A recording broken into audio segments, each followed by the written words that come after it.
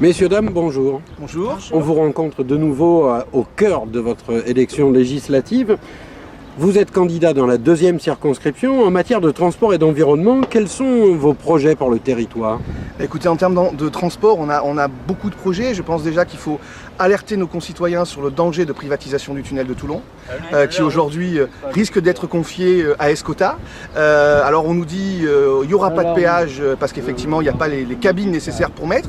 Mais demain, comme à Londres, vous pouvez avoir un péage urbain. Il n'y a aucune cabine, tout se passe par électronique et par caméra. Donc il y a un vrai danger, tout simplement parce que l'État refuse de payer sa part qui lui revient du surcoût du tunnel. Et nous disons impérativement, demain il faut que l'État paye, avec la nouvelle majorité de gauche, paye le surcoût pour que ce secteur de voies reste public. Donc ça, c'est une vraie bataille à mener sur laquelle il faut aussi sensibiliser nos concitoyens.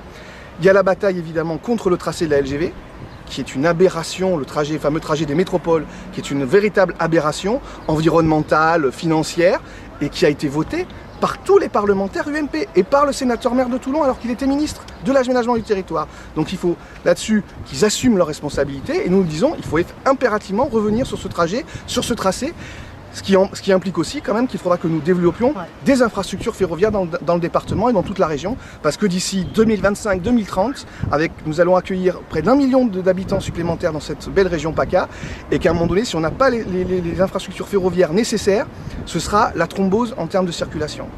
Voilà. Et puis un point qui nous tient aussi à cœur, les transports publics urbains gratuits.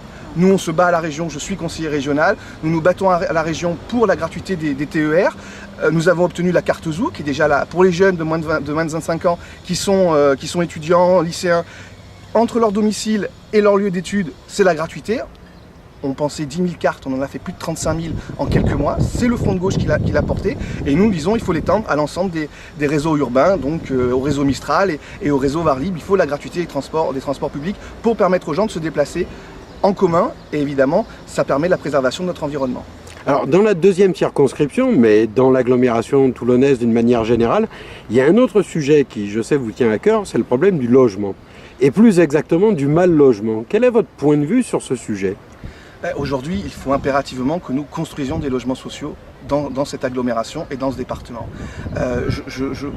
La ville de Toulon est pointée du doigt par la Fondation Abbé Pierre parce qu'elle ne respecte pas ses engagements en termes de construction de logements sociaux et l'ensemble des communes de la circonscription qui subissent la loi SRU ne l'appliquent pas. On a 2,2% de logements sociaux au Revest. Donc il est impératif de construire des logements sociaux. Il faut savoir que 75% de la population varoise est éligible à un logement social en termes de revenus. Donc ça veut dire qu'on n'a pas une population si aisée que ça, qui donc elle a besoin de pouvoir se loger. Et puis il y a des mesures drastiques à mettre en place tout de suite, c'est-à-dire blocage du montant des loyers, blocage de la spéculation immobilière pour permettre aux personnes de reprendre un peu de souffle et après de décider de loyers moyens, c'est-à-dire sur des zones, de pouvoir dire on fait une moyenne des loyers qui existent. Et bien oui, il faut pouvoir imposer par la loi la baisse des loyers parce qu'aujourd'hui c'est pas possible que dans certains foyers le coût du loyer représente 30 jusqu'à 50% des ressources du foyer. Donc il faut pouvoir limiter le montant du loyer, le montant du logement à 20-25% de ses ressources, pas plus. Alors une dernière question, vous êtes en course pour les législatives. Quel est votre espoir ? Nous, tout simplement, l'objectif du Front de gauche, c'est de gagner. C'est d'abord de passer au premier tour en tête de la gauche, c'est notre objectif. Et après, au second tour, de balayer le député sortant UMP droite populaire et de battre le Front National. Et donc d'avoir pour ce département un député du Front de gauche, avec d'autres, nous l'espérons. Eh bien écoutez, messieurs, dames, je vous remercie. Merci à vous. Merci.